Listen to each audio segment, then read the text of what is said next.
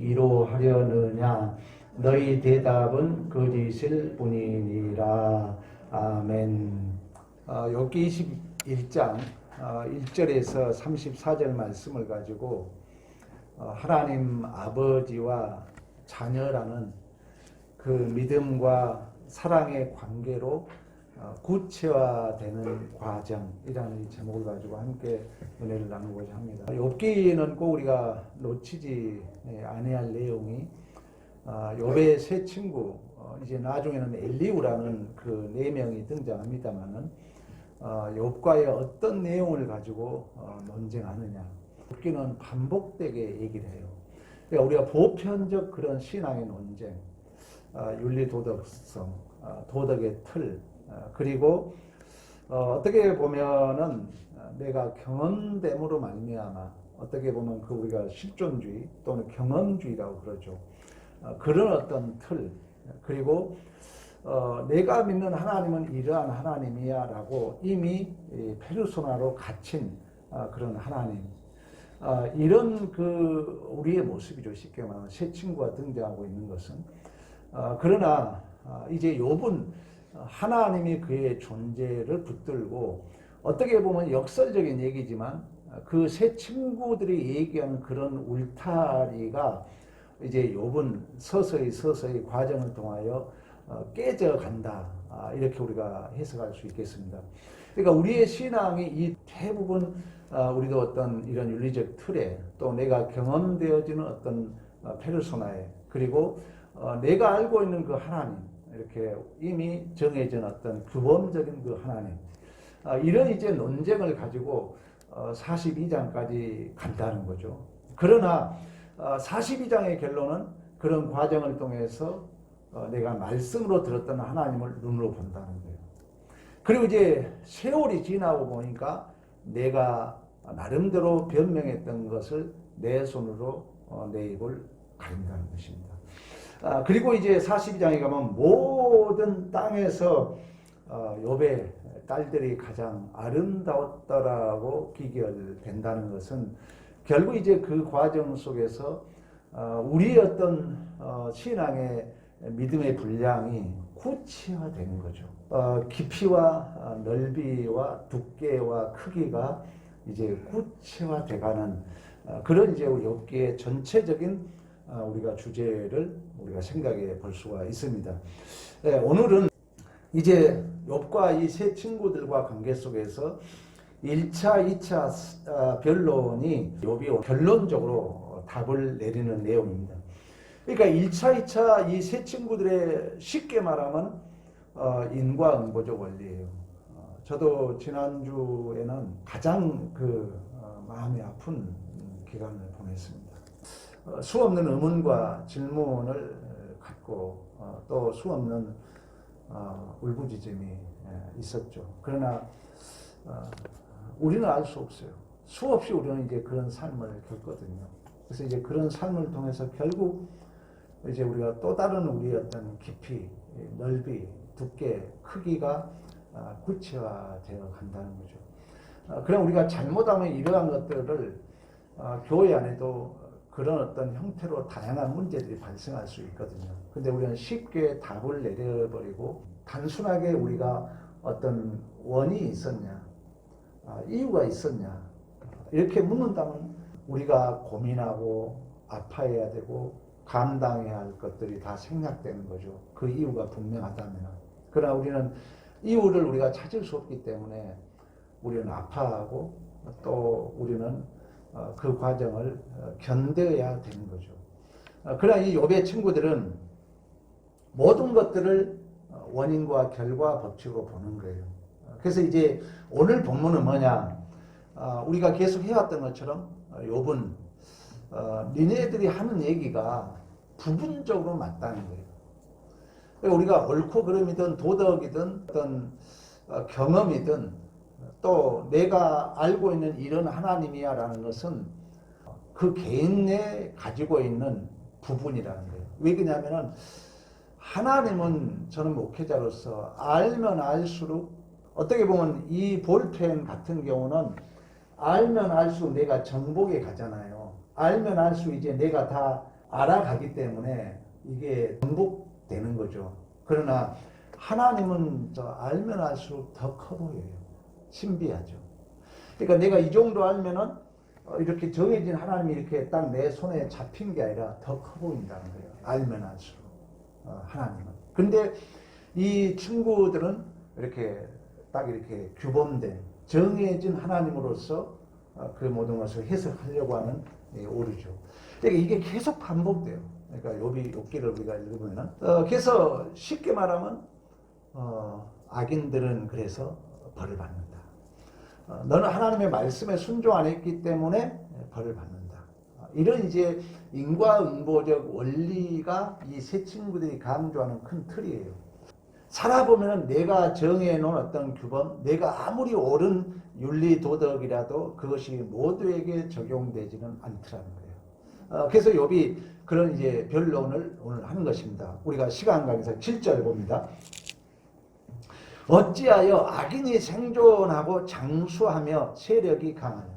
이 친구들 변론에 의한다면 악인들은 하나님의 말씀에 순종하지 않고 또 악인들은 벌 받아야 마땅하잖아요. 그러나 생존하고 장수하고 세력이 더 강하게 가질 수 있다는 거예요. 우리가 표현이 될지 모르겠지만 북한 우리가 되게 김일성, 김정은 우리는 악하게 보잖아요. 얼마나 참 인권이 유린당하고 그러나 뭐 창창하잖아요. 예를 들자면 8절 그들의 후손 자손이 굳게 서고 9절 집이 평안하여 두려움도 없고 하나님의 매가 그 위에 임하지 아니하며. 우리가 생각하기에는 악인들이 금방 벌받고 하나님으로부터 징계를 받고 그래야 되지만 그렇지 않잖아요. 악인들의 집안과 자녀들이 더 잘 사는 현실이라는 거예요. 그래서 우리가 이걸 이제 욥의 반론은 그런 차원에서 우리가 어떤 규범화된 신앙생활, 윤리도덕의 틀, 내가 경험으로 축적된 하나의 틀, 하나님은 이런 하나님이야 달랑 이렇게 선 하나 쳐놓은 신앙, 이것이 전부가 아니라는 거예요. 그러니까 이런 것들이 여러분들이 알아간다면 이제 욥기를 마쳤을 때는 여러분이 손으로 여러분의 입을 가릴 수 있어야 돼요. 10절에도 그 얘기를 합니다. 그들의 수소는 암소는 낙태한 일이 없이 새끼를 잘 낳고, 그러니까 이 동식물도 잘 되고 11절 아이들을 양떼같이 내보내고 그들의 자녀들은 춤을 추고 12절 노래하고 즐기고 13절 그 날을 행복하게 지내다가 잠깐 사이에 수월에 내려가느니라. 그러니까 악인들은 새 친구들의 원리로 말한다면 악인들은 벌받고 고난을 당해야 되잖아요. 그러나 우리가 보면은 그렇지 않다는 거예요. 이 땅에서 잘 먹고 잘 살며 노래하고 즐기고 행복하게 살다가 죽는 경우가 있다는 거예요. 그러니까 우리가 하는 말이 부분적으로 맞을 수 있어요. 말씀에 순종하지 않으면 분명히 하나님이 어떤 우리에게 징계 차원의 벌이 있습니다. 그러나 그게 전부는 아니라는 거예요. 그걸 전부인 양 우리가 해석하려고 하는 것이 지금 우리가 친구들의 오류이죠. 14절 15절 그러할지라도 그들은 하나님께 말하기를 우리를 떠나소서 우리가 주의 도리 알기를 바라지 아니하나이다. 전능자가 누구이기에 우리가 섬기며 우리가 그에게 기도한들 무슨 소용이 있으라 하는구나. 그러니까 악인들은 자기만을 위하여 잘 살다 죽습니다. 그들 번영이 자신들의 노력의 결과를 알고 있고 이 악인들은 하나님 앞에 감사하지도 않습니다. 하나님의 도를 무시합니다. 하나님께 도움도 구하지 않습니다. 그러나 그들은 나름대로 이 세상에서 잘 먹고 잘 살다 죽는 경우가 있다는 거예요. 이 말에 사실 친구들은 할 말이 없는 거죠. 또 어떻게 보면 우리의 보편적인 신앙인들이 불평이기도 하죠. 우리가 하박국에서 선지자가 보았던 것처럼 왜 악인들이 저렇게 형통합니까? 우리는 질문할 수가 있죠. 사실. 또 우리가 원망스럽잖아요. 열심히 나는 사는데 별로 나는 그런 것 같고 악인들이 형통해 보이는 그런 수없는 퀘션 마크를 가질 수 있는 거죠. 오늘 본문 얘기입니다. 그러나 우리가 신앙생활을 해보면 신앙생활의 신비하고 비밀스러움은 여러분 어떤 답을 다 찾고 내가 다 이해하고 내가 다 항복해서 예수 믿는 게 아니라는 거예요. 여러분이 경험하잖아요. 때로는 교회가 나오기도 싫을 수 있거든요. 그러나 안 갈 수 없는 것이 믿음입니다. 여러분 이 신비를 알아야 돼요. 내가 다 이해하고 내가 다 믿고 내가 다 항복돼서 믿는다면 그건 여러분 아셔야 돼요. 철저한 인본주의입니다. 절대 신앙은 그렇잖아요. 우리의 태생이 내가 황씨 집안에 태어나고 싶어 태어난 게 아니잖아요. 신앙생활의 신비함이에요. 불평스럽고 원망하지만 그 자리에 내가 있는 거예요. 믿음이 이게 믿음이라는 거예요. 그래서 원망할 수 있고 불평할 수 있어요. 문제는 뭐냐? 그 자리를 지키는 게 중요하다는 거예요. 왜냐하면 이제 그 속에서 내가 이제 성장해야 되기 때문에 또 그 속에서 가장 중요한 게 친구와 관계가 깊어질 수 있기 때문에 그래서 오늘 제목도 여러분 아버지와 이제 자녀라는 믿음과 사랑의 관계로 구체화되는 과정이라고 얘기했던 것처럼 그러나 이 친구들은 바로 답을 내려가지고 그 과정에 울부짖고 치열한 불평이 있지만 우리가 함께 감당함으로 함께 성장해야 할 그 과정을 생각하고자 하는 것이 친구들의 모습이에요. 그러나 욥은 하나님의 존재를 붙들고 있기 때문에 끌고 가도록 만드는 거예요. 왜? 하나님이 이 존재를 끌고 있기 때문에. 16절 그러나 그들의 행복이 그들의 손안에 있지 아니하나니 악인의 계획은 나에게 멀어지는구나. 그래서 우리가 이제 신앙생활을 해보면은 그 악인들이 형통해 보이고 행복해 보이지만은 그러나 그들은 하나님을 모르고 있기 때문에 서서히 여러분과 멀어짐을 느낄 거예요. 아무리 형제들이 잘 먹고 잘 산다 할지라도 이제 추구하는 가치가 다르기 때문에 멀어짐을 느낀다는 욥의 고백이에요. 17절 악인의 등불이 꺼짐과 재앙이 닥침과 하나님의 진노하사 그들을 공고하게 하심이 몇 번인가. 하나님이 수없이 경고를 줘요. 그리고 그들의 삶이 그러면 사실 영원하냐? 그렇지는 않아요. 아무리 많이 가졌다 할지라도 그것은 건불과 같고 폭풍에 나는 겨와 같습니다. 19절 하나님은 그의 죄악을 자손들을 위하여 쌓아두시며 그에게 갚으실 것을 알게 하시길 원하노라.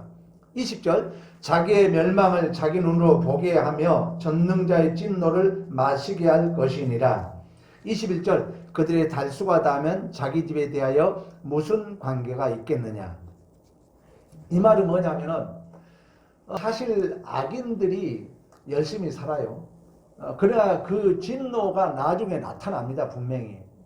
내가 하나님 뜻대로 살지 않으면 그 가치관이 3, 4대까지는 영향을 미쳐요. 여러분들 이기적게 살면요. 그 3, 4대까지 자녀들도 이기적으로 삽니다. 내가 대충 살잖아요. 3, 4대까지 자녀들이 그렇게 살아요. 성경 얘기예요. 그래서 저주가 3, 4대까지 간다는 거예요. 그것은 그 영향력이 그렇게 미친다는 거예요. 내가 잘못 살면요. 우리 아들, 손자, 손녀에까지 영향을 미쳐요. 그 증손자에게 미치지 않아요.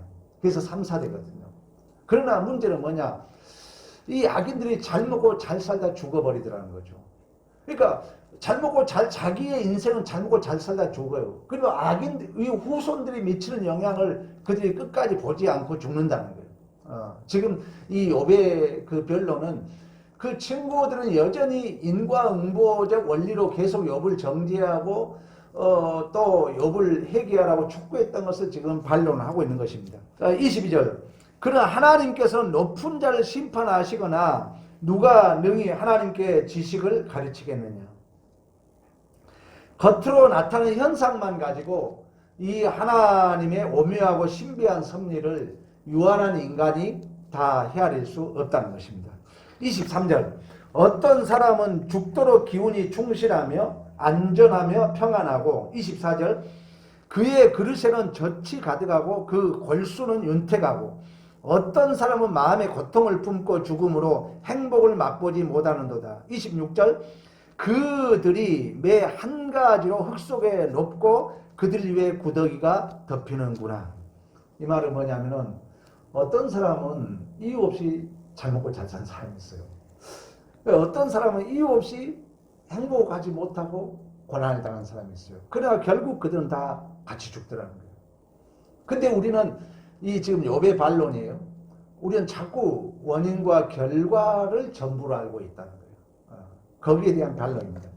그러면서 27절 내가 너희의 생각을 알고 너희가 나를 해하라는 속셈도 아노라. 28절 너희 말이 기인의 집이 어디 있으며 악인이 살던 장막이 어디 있느냐 하는구나.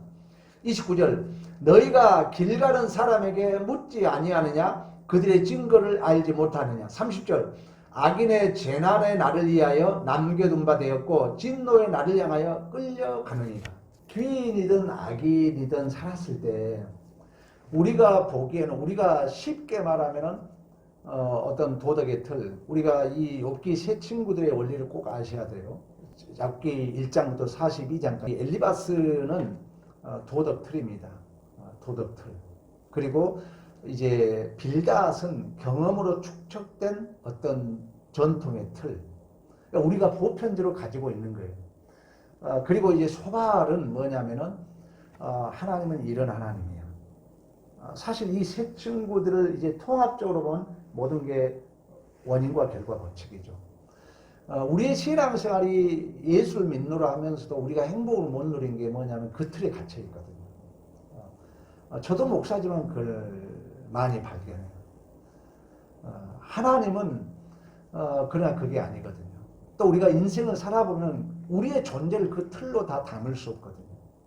예를 들면 갑자기 내가 얘기했던 것처럼 이제 54세 사모님이 돌아가셨는데 그 틀로 다 얘기해버린다고 그 나머지 인생은 뭡니까? 그 남편, 그 자녀를 어떻게 감당하라고요? 우리는 다 답을 내릴 수 없다. 그래서 우리는 이 관조주의가 필요해요. 최종적 지향성이 판명되기까지 입을 다물어라. 근데 그 지향성은 과정에 있기 때문에 또 그 지향성에 판명할 자는 하나님밖에 없다. 여러분들이 이제 틀을 가지게 되면 여러분들이 행복해지거든요. 내가 자유를 누려요. 특히 이제 우리는 이제 없음의 자리로 가잖아요. 그래서 나이가 먹을수록 여러분이 실존적으로 그걸 경험해야 돼요. 내가 율법주의가 더 굳세워져 가는가 아니면 은혜주의가 더 넉넉해지는가 이걸 여러분들이 스스로 자신에게 물어야 돼요. 조그만 일도 못 견디면 힘듭니다. 병됩니다. 여러분들이 모든 이 하나님은 우주에서 모든 걸 품고 있다는 이 하나님을 알아가야 돼요. 그래야 내가 자유를 누리지. 그렇지 않으면 우리가 새 친구처럼 도덕의 틀, 경험의 틀, 하나님이 이런 하나님이야 틀 여기에 갇혀 살 수 있다. 불행하죠.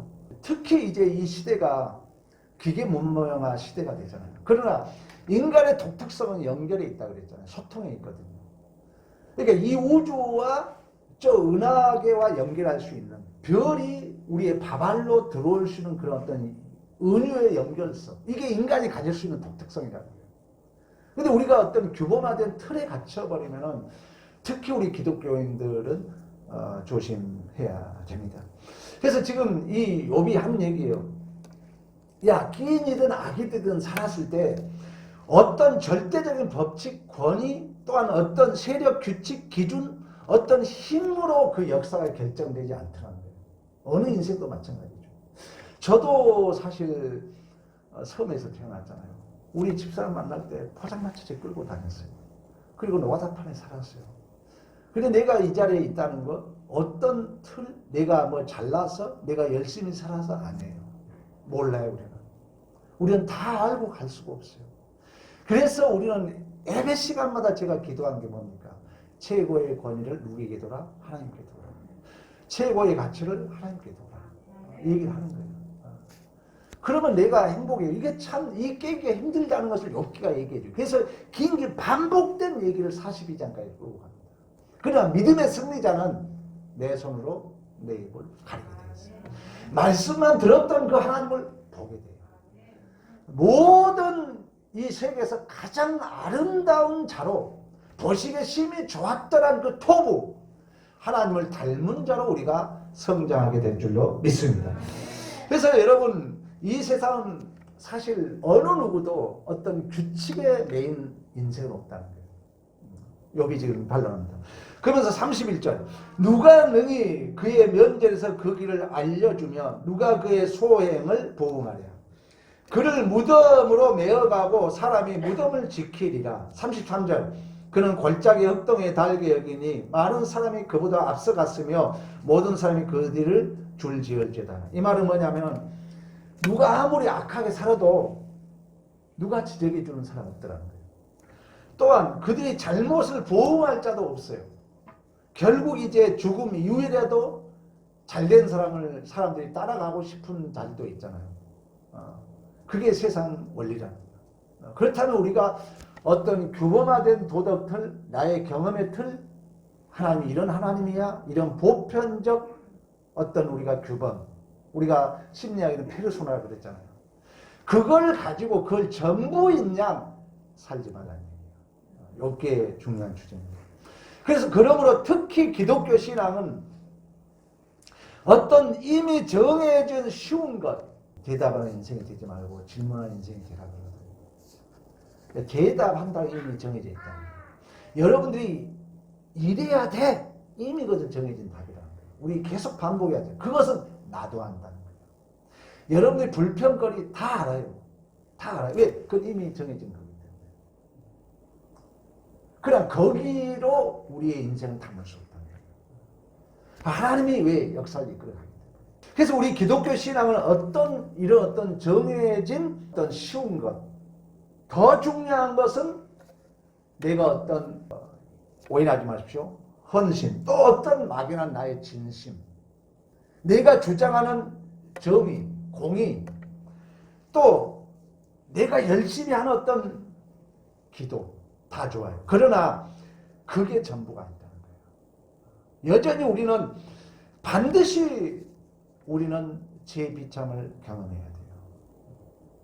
그러므로 말미암아 결국 우리가 하나님에 대한 그 두께, 그 넓이, 그 깊이가 구체화되는 게 신앙의 목적이다. 우리가 하나의 사과가 맺기 위해서는 심겨지고 싹이 나고 그 과정에 수없는 비바람, 눈보라, 수십 년의 나무가 커서 하나의 열매를 맺은 거죠. 우리의 인생이 그렇다는 거예요. 하나님의 눈으로 세계를 볼 수 있는 눈이 우리는 열려야 될 줄로 믿습니다. 그러나 이 세 친구들은 어떤 걸로 답을 달랑 내려버렸다, 잘했다 못했다가 다 되어버린다면 그 다음이 필요 없잖아요. 여러분이 어떤 문제가 있었어. 근데 그때 답을 다 내려버리고 그게 답이 돼버린다면 그 다음에 후회하고 아파하고 내가 성장하고 내가 깊어지고 내가 더 넓어져야 그 기회가 없어지잖아요. 그래서 이 욥기는 그게 아니라는 거예요. 그게 답이 아니라는 거예요. 아파하고 후회하고 우려해야 되고 그 과정을 통해서 또다시 내가 깊어져야 그 과정까지 생각하자는 거예요. 욥기가. 그러나 이 친구들은 그게 아니죠. 답을 내려버림으로 빨리 답을 내리고 빨리 이 문제가 해결되므로 서로 밀고 땡기고 아파하고 울부짖고 치열한 불평을 감당해야 그 과정을 우리는 제발 좀 없애버리자는 거죠. 그러나 인생은 그렇지 않다는 거예요. 그래서 제가 34절을 읽었습니다. 34절 봅니다. 21절 34절 합동합니다. 시작. 그런데도 너희가 나를 헛되이 위로하려느냐. 너희 대답은 거짓일 뿐이다. 여러분, 우리가 이 규범에 갇히면요. 규범에 갇히면 가장 그 현상이 뭐냐면은 책임을 누구에게 떠넘겨야 되잖아요. 어떤 이게 규범에 갇히면 이 책임을 내가 지기 싫은 거 아니에요, 솔직히. 우리가 자녀에 대한 옳고 그름을 따진 이유는 뭐예요? 내가 아버지로서 감당할 책임이 좀 쉽게 가자는 거 아닙니까? 네가 좀 열심히 하라는 거 아니에요? 왜? 자녀와 부모는 한 몸이니까. 그러나 자녀는 그게 아니고 자녀는 나보다 더 깊어져야 되잖아요. 근데 우리가 이 규범의 이런 어떤 틀에 갇힌 그 부작용은 뭐냐면 이게 딱 갇히면 반드시 우리는 내가 책임을 지기 싫으니까 이건 이미 프로이드가 융이 1800년도에 이미 심리학이 그걸 정의를 해놨어요. 우리는 딱 그림자를 만든다는 거예요. 내 얘기가 아니에요. 욥기도 그 얘기를 해요. 그림자를 딱 만들어. 그 모든 책임을 그림자에게 떠넘기죠. 우리도 그 그림자가 있는 거예요. 근데 그 존재가 나라니까요. 이거 내가 심리학에서 빌려오면 심리학은 그 얘기예요. 그게 니다라는 거야. 너. 너가 정해놓은 그 규범 너라는 거야. 너. 근데 우리는 이 책임을 딴 사람한테 주는 거예요. 저놈이, 저 나쁜 놈이, 저 목사가, 저 정치인이 잘못했다는 거예요. 나는 살짝 벗어나죠. 그 책임에서. 가장 큰 부자는. 그러면 내가 함께 성장해야 그 기회를 놓친다. 욥기 얘기예요. 왜? 친구잖아요. 친구. 친구는 슬픈 일은 좋은 일. 나는 장례 3일 동안 있었어요. 새벽기도 마치고 또 가고 끝까지 같이 있었어요. 친구니까, 동료니까. 그 슬픔을 내 슬픔으로 알고, 그 허물을 내 허물로 알고, 친구 관계라는. 그러므로 말미암아 같이 크는 거죠. 그래서 저도 이 장례를 마치면서 더 겸손해져야 되겠다.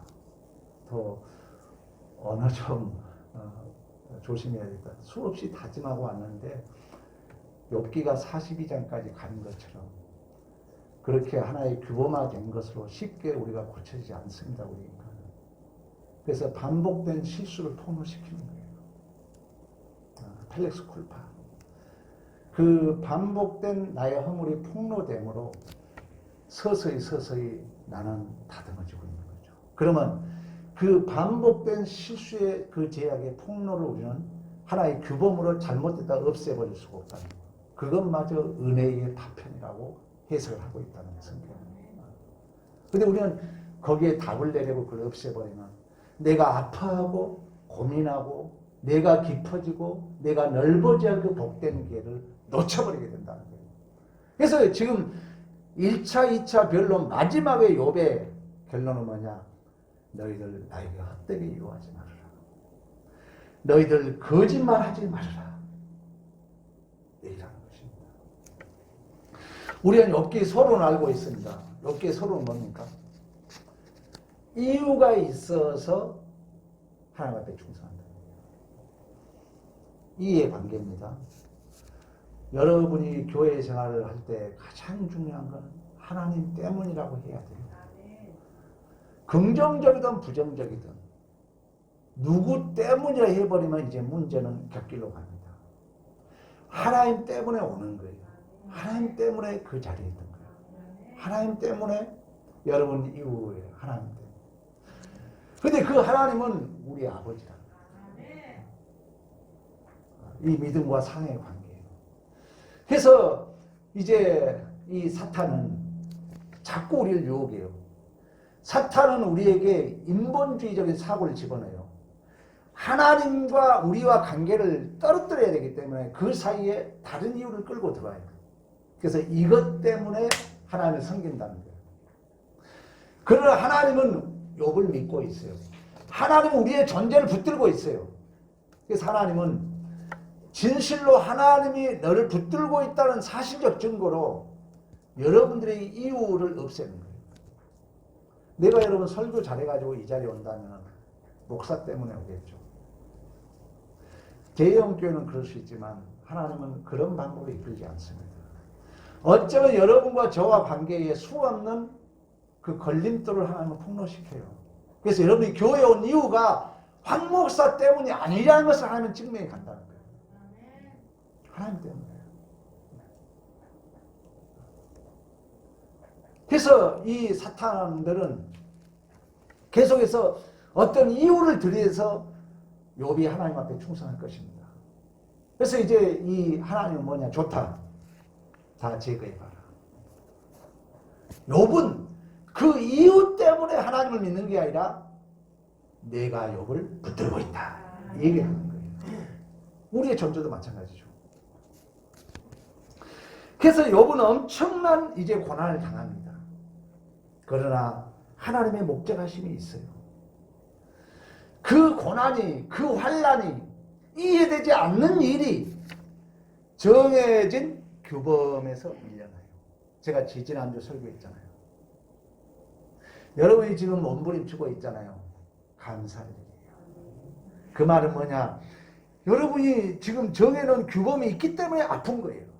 이게 벗어나면 아파. 근데 반드시 벗어나야 돼. 그 아픔을 통해서. 그래야 내가 깊어지지. 더 클 수가 있지. 목사는 여러분 다 포용해야 되잖아요. 여러분 속에 누가 제일 아파할 것 같아요? 목사님. 자녀 9명 킨 저는 우리 어머니가 되게 존경스러운 거예요. 자녀 한 사람이잖아. 우리 어머니는 9명을 산다 했잖아요. 그게 더 커진 거예요. 그래서 우리 어머니가 말년에는 욥기하고 그거 맞아요. 아무리 누가 뭐라 해도 입을 열지 않더라고.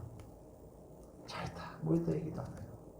결국 다 감당하시다가 어느 날 하나님이 부름을 받고 가시더라고요. 욥기 얘기입니다. 그러나 이 욥은 지금 당장 답을 찾을 수 없는 그 수없는 우리가 자녀를 잃고 재산을 잃고 몸은 병들고 아내는 저주하고 도망가고 그 아픔 속에서 친구들이 말하는 도덕의 틀, 친구들이 말하는 경험으로 축적된 그 틀, 나는 이런 하나님이야 라는 그 어떤 규범에서 벗어난 거예요. 자신의 이해 범주가 깨지는 거죠. 그러므로 더 큰 하나님을 만나게 된 줄로 믿습니다. 그런 의미에서 성경은 여러분 인과관계, 절대 언인과 결과로 여러분 보지 말라는 거예요. 여러분 성경 얘기는 절대 논리적 관계도 아니고 기계적 관계도 아니에요. 믿음과 신뢰와 사랑의 관계다. 여러분 부모와 자식의 관계처럼 교회도 마찬가지입니다. 어떤 관계? 사랑과 믿음의 관계. 그걸 깨뜨린 게 우리의 규범이잖아요. 조심해야 돼요. 우리는 함께 가야 되잖아요. 여러분들이 이 관계를 모르고 자꾸 규범화된 관계로 하면 교회는 깨뜨려지는 거예요. 멀어지는 거예요. 그러면 그 영향을 자녀에게 받아요. 그러면 자녀가 어떻게 행복하겠습니까? 여러분 부부는 무초입니다. 헤어지면 끝이에요. 근데 이 부부 관계를 교회와 그리스도의 신비라고 얘기해요. 신앙이 안 좋으면 절대 행복할 수 없어요. 저는 단언해요. 그러면 여러분들 이 욥기 내용을 잘 전수해야 돼요. 자녀들에게. 그래야 자녀들이 그 불편한 남편을 만나서 낯선 남편 아내를 만나서 아름답게 연합을 이루고 서로 깊어지고 이해 관계가 아니라 어떤 규범화된 관계가 아니라 신뢰와 사랑의 관계, 아버지와 아들 관계가 이 부부간에도 연결됩니다. 그런데 이 윤리 도덕의 최고의 경지도 그 공자가 쓴 논어라는 책을 보면은 예라고 하거든. 예. 인에서 예로 가는데 그 예 다음은 뭐냐면 아버지 마음이라고 그래요. 아버지 다움이라고 그래요. 내가 이렇게 논어를 공부해 보니까 우리가 알고 있는 윤리 도덕은 아주 저급한 윤리 도덕이구나. 잘못 알고 있구나. 어떻게 보면 이들도 참 하나님의 맞다. 윤리 도덕도 하나님 성경 안에 있구나. 성경을 보니까 다 보이는구나. 그 예 다음은 아버지 마음이에요. 우리의 가장 여러분 고급한 신앙의 경지는 뭐라고요? 아버지 다움이에요. 아버지 다움. 모든 관계에서. 지금 욥이 그 얘기를 하고 있는 것입니다. 그래서 이 성경에서 말하는 관계라는 것은 이해관계, 논리적 관계, 기계적 관계, 인과관계가 아니라 믿음과 사랑의 관계라는 그 믿음과 사랑의 관계를 성경은 언약의 관계라 하고 그 언약의 내용은 아버지와 자녀의 관계인 줄로 믿습니다. 이 아버지와 자녀의 관계가 예수 그리스도의 십자가를 통해서 성취되었어요. 그래서 여러분 이 예수 그리스도 안에 그 하나님의 구원과 하나님의 영광, 축복, 약속의 성취, 찬송 모든 것이 성취되었어요. 그 사랑과 믿음과 아버지와 아들 관계 모든 것이 성취되었어요. 그래서 영생은 그 하나님과 예수라는 거예요. 근데 이 알아간다는 것은 여러분 옳고 그름을 알 수 없다는 거예요. 참 신비해요. 절대 여러분 지금 내가 얘기 잘 들어요. 옳고 그름을 무시하자는 게 아니에요. 진정한 이 옳고 그름은 아버지의 경지라는 거예요. 그러면 그 옳고 그름이 더 구체화되기 위하여 우리는 과정을 감당해야 된다는 거예요. 이걸 무시하자는 게 아니에요. 더 구체화되기 위하여. 그러기 위해서 우리는 가야 돼요. 더 가야 돼요. 넘어가야 돼요. 계속 같이 가야 돼요. 쉽게 말하면. 부부관계든 자녀관계든 직장관계든. 그래서 이제 욥은 이 십자가를 못 박는 그 방법, 고난과 죽음을 이제 관통하는 그 울부짖음, 치열한 불평, 의심 넋두리, 모든 부조리, 이 과정을 이제 거치면서 내가 도전받는 거죠. 내가 시험을 받는 거예요. 시험은 뭐예요? 수없이 제가 그런 얘기 했잖아요. 이게 만들어지려면 수없는 적용, 도전, 시험이 있어서 이게 구체화 만들어진 거죠. 똑같아요, 우리 인생도. 여러분들 어느 날 뭐 하나님 자녀 다 온다고요? 헛된 말, 너희들 왜 나에게 거짓말하냐? 욥이 얘기해요. 너희가 규범된 그 딱 규범이 하루아침에 만들어진 식으로 논쟁한 걸 나를 왜 헛되게 이루었느냐? 왜 거짓말하느냐? 얘기하는 거예요. 우리는 수없는 세월 속에 적용을 받아야 돼요. 시험을 받아야 돼요. 도전을 받아야 돼요. 그래서 내가 하나님의 믿음과 사랑의 그 관계가 구체화된다. 근데 이 욥의 친구들은 논쟁이 뭐냐? 싫은 거죠. 밀고 땡기고 아파하고 힘들어하고 이게 싫은 거예요.